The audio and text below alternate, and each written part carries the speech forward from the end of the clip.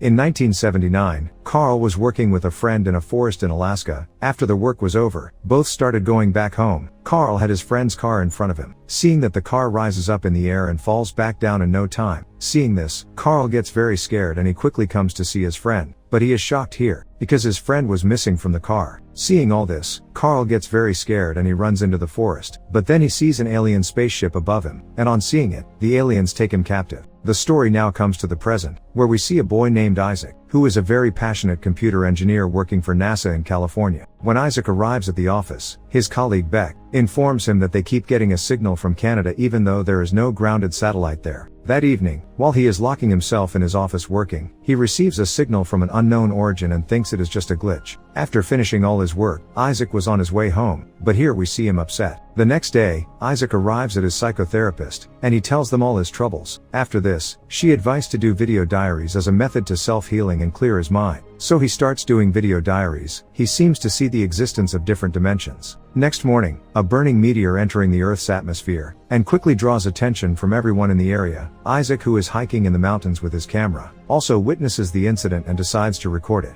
Isaac quickly hides himself and runs into the woods to record the spaceship. But in the blink of an eye, that spaceship vanishes from there, and an alien from nowhere starts to show up behind him. He turns his back on the alien while the camera is still on. To his surprise, the alien does no harm to him, rather he walks away. Seeing all these things, Isaac gets scared and starts running from there. But midway through his run he blacks out. After 3 days later, Isaac wakes up and finds himself on a cliff. He confused, Isaac checks the camera and learns that he has been abducted by the aliens. He begins to feel pain on his right arm. After coming home, Isaac discovers that he has a strange power. When he looks straight into something, it disappears. And if he continues to focus on the object, it will come back. At the hospital, he is diagnosed with dehydration and is suggested to take a rest. The doctor finds a perfectly thin fracture on his arm, but it is precisely cut all the way through with no sign of scar tissue. When Isaac comes to the office, he decides to show Beck his superpower. He displays it with a cup. Strangely, it doesn't work for Beck's vision as he still sees the cup. Confused, Isaac decides to show Beck the alien footage he recorded. When he was hiking,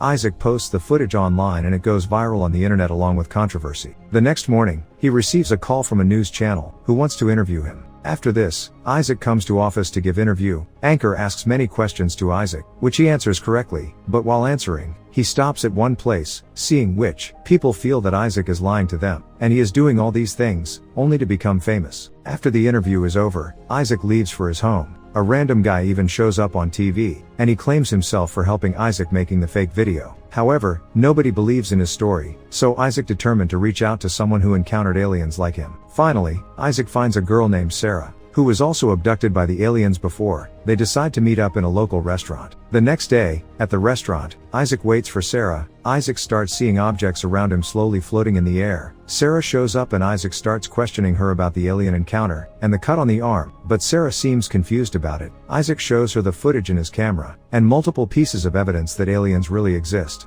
At this point, Sarah also lets him know about the alien abduction in 1979, that happened in Alaska with a guy named Carl. The strange thing is, he went missing after revealing the story. Isaac here gives his number to Sarah and says, "If you know anything about the Carl then tell me." Many days later, a writer comes to Isaac. He tells him that I believe in your story, and I want to write a book on you, so that people can know that you were really abducted by aliens. Isaac ignores his words, and starts leaving from here. But before leaving, Writer gives him his card. The next day, Isaac comes to Writer's office. Writer tells him that people are thinking you a liar, and if you want people to believe you, then you have to pass lie detector. Isaac agrees to the writer, after which, his lie detector test is taken. Isaac was not a liar, so he passes the lie detector. When the writer comes to know that Isaac is not lying, then he leaves his office, after which, 2 secret organization agents come to the office to arrest Isaac, but he manages to escape, but finally agents get shot at and he faints. After gaining consciousness, Isaac finds himself being carried to a room and tied to a chair by 2 androids. Sarah also gets caught and is held captive in another room. Here, we are introduced Agent William Graves. Graves believes Isaac has some valuable information that can help mankind. He then starts to conduct some tests, requiring Isaac to focus on the objects in the other room in front of him. No matter how frightened Isaac is, they keep doing tests on him and asking him about Carl. Isaac lies that he doesn't know anything about Carl. Isaac then breaks out of his chair and fights off the androids to escape. He runs to Sarah's room and uses his ability to rescue her. They flee the place, and the androids follow them. On the way, he He uses his ability again to open the emergency door and escape. Isaac realizes that they are currently in Costa Rica. In the meantime, Agent Graves orders his androids to go search for the duo. On the other side, Isaac and Sarah were running through the woods. They decide to look for Carl. Though the duo have no clue about him, he is the only hope they have at the moment. However, there is no way to search for Carl's information in the middle of nowhere, so they seek help from a local girl, who suggests they go find a hacker named Zed. When they reach Zed's cabin deep down in the forest, the friends learn that those who are after them are from ISRP, the International Space Research Program run by the United Nations Agency. Zed agrees to help the duo looking for Carl's information. Next, Sarah begins to tell Isaac about her alien abduction experience. Meanwhile, Zed is looking for information about Carl, but there is nothing about his location. But suddenly, Isaac remembers about the unknown signal that he and Beck kept getting from Canada. They coordinate the signal with the GPS, and finally be able to locate Carl. It turns out that Carl is actually in a remote place near British Columbia. They attempt to set up a video chat with him. Carl is receiving a call from Zed, but as soon as Isaac wanted to talk to him, he cut the call. Isaac tries to reconnect with him, and this time he successfully gets Carl's attention by telling him his abduction story. He also lets Carl know that he has received a signal from an unknown origin, that he thought it was an error. Carl asks Isaac to send the signal to him. After getting the signal, Carl starts decoding it. It is revealed that the alien will come to Carl's place 5 days later. Isaac figures out that he has to be there to get rid of the troubles, while Sarah thinks it's too dangerous to go. Finally, Isaac persuades Sarah to get to the location. Because it is the only solution, Zed also decides to join the duo. The three of them manage to get on a jet heading to British Columbia. While the agents are using their trackers chasing after, the trio finally get on a train to get to Carl's place, but the androids are right after them. Zed suggests putting a mask on to trick them, but fails, and they have to run away from their pursuit. In the last minute, the trio again trick the androids and finally make it to the destination. After arriving at the cabin of Carl, they are welcomed by him holding a gun. After realizing Isaac from the last call, Carl deactivates the trackers on Isaac and Sarah's arm, the ones that were left by the agents, and allows them to stay in the cabin for the next 2 days. Meanwhile, Graves also notices that he is losing the trackers. In the cabin, the trio learn that Carl has been establishing devices to decode the audio signal that is given off by the aliens into language and has been trying to communicate with them. The signal that Isaac discovered is the most precise one he has ever heard. Carl also shares his experiences about the day he was abducted. Meanwhile, the agency also figures out the location and is about to swoop on. In the cabin,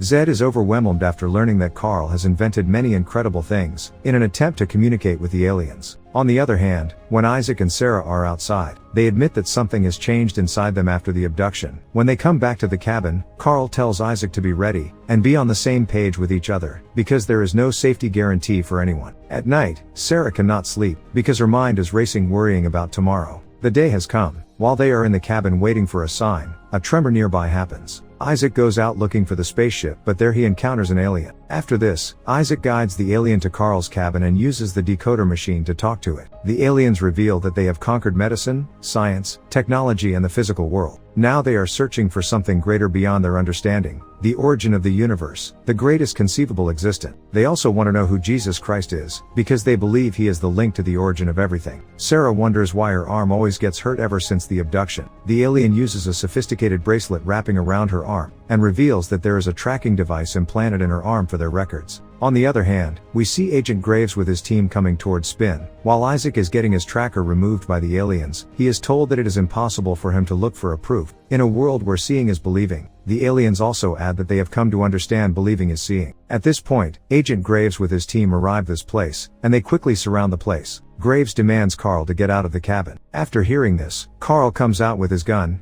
Agent Graves tells Carl that I have been looking for you for many years, and tell me where is my father. Actually, Graves' father was a good friend of Carl's, and they were working together the day they were abducted by the aliens. However, Carl tells Graves, I don't know where your father is. After hearing this, Graves gives orders to shoot the old man. Sarah immediately runs outside to check on Carl, but she also gets shot. Inside the cabin, Isaac is still getting his tracker removed. Both Isaac and Zed are packing to run away. Before stepping into another dimension, the aliens remind Isaac to focus on believing, which unleashes his ability. Outside, when the cops start to shoot, Isaac manages to take Sarah and Carl's bodies into another dimension, and saves Zed by taking him there as well. Graves enters the cabin and sees nothing, because all four of them have gone. Both Sarah and Carl are healed and brought back to life by the aliens. 6 months later, Sarah and Isaac fall in love with each other, and move away to live a normal life in Costa Rica. Isaac still possesses his ability. Carl and Isaac team up together and start up a new agency. William Graves gets fired for going off the rails in his mission. And the movie ends here. Thanks for watching.